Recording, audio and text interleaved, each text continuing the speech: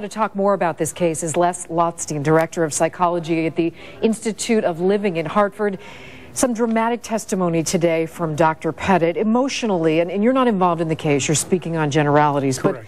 But what is this like for him to be in the courtroom, testify about what happened that night, and see the pictures? Well, Dr. Petit has been through a horrific experience, unimaginable to most people to lose your family quite like that. He's a physician by training. He's a reserved, somewhat calm person who has had a lot of opportunity over the last couple of years to go over this case in his mind, and he's very determined to speak on behalf of his family, whom he loved and he lost.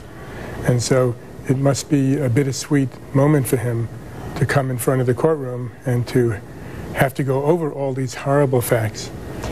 But he's there as a witness for his family. Could this force him to relive the initial trauma? I'm sure his life has been constant trauma since losing his family, but could this really set him back? Well, it really depends on the personality structure of the individual. Dr. Petit has the support of most, if not all, of Connecticut citizens, certainly everybody in Cheshire.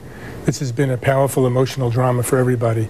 He's had to weather some horrific moments in the last 2 to 3 years, and I think going to court where there's a set structure, a ritual in which there's an ability to compartmentalize one's emotions and to keep them at bay, I think as long as he is able to compartmentalize, he's going to do okay.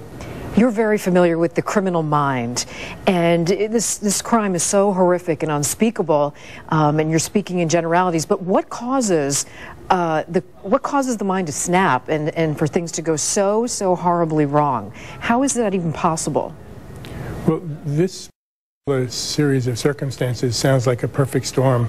You had two people who had a prior history of criminal behavior.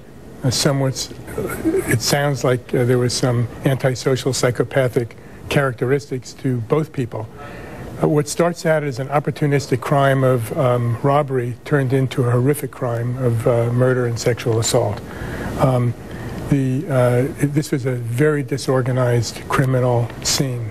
There was no planning, from my understanding, from reading in the newspapers about this, and it ended with a fire. It ended in a horrific way with sexual assault and murder. People wonder about Dr. Petit being just feet away from Stephen Hayes in the courtroom. What must that be like for him? Well, I don't know what it must be like. What it may be like is that he has been on a mission to testify on behalf of his family, to get justice in the courtroom. It's a very emotional moment for him. It has to be emotional.